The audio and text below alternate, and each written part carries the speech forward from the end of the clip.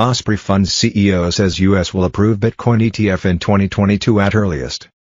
The CEO of Osprey Funds, the issuer of over-the-counter Bitcoin trust OBTC, isn't holding his breath for a Bitcoin, BTC, exchange-traded fund, ETF, approval in the United States this year. Speaking to Yahoo Finance's Jared Blikre and Seana Smith on July 19, Greg King said he believes that the U.S. Securities and Exchange Commission, SEC, under the leadership of Gary Gensler, has so many things on its plate in 2021 that a BTC ETF approval is unlikely to make the cut.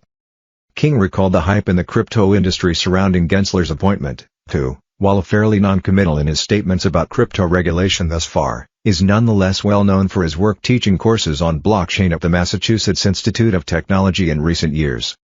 "You saw a flurry of filings, from established companies to sort of newcomers, chasing that Bitcoin ETF idea," said King.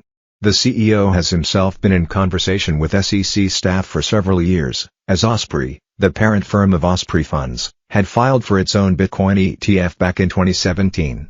King argued, "If a Bitcoin ETF is coming through the Gensler administration, my view is it's not going to happen this year. There's also been quite a bit of sort of a body of language and rhetoric and points that have been made by the staff with previous applications that need to be addressed.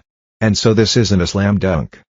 Disappointed expectations of a slam dunk may, moreover, have played a role in the market's correction this summer, with King claiming that the market's partially calibrating to these frustrations.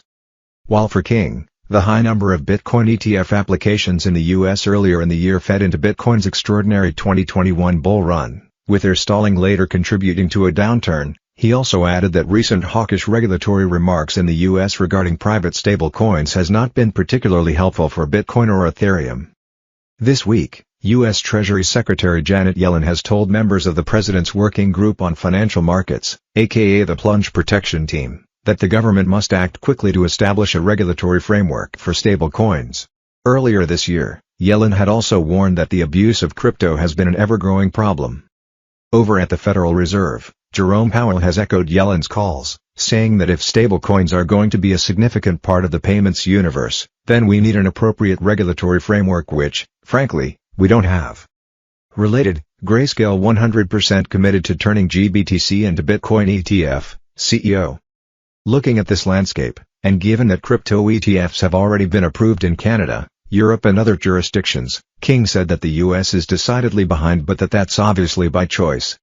"I think they're thinking about this, if I had to guess, more holistically, beyond just whether a Bitcoin ETF makes sense or not at this point, but really, more along the lines of what precedent are we going to set when we approve one."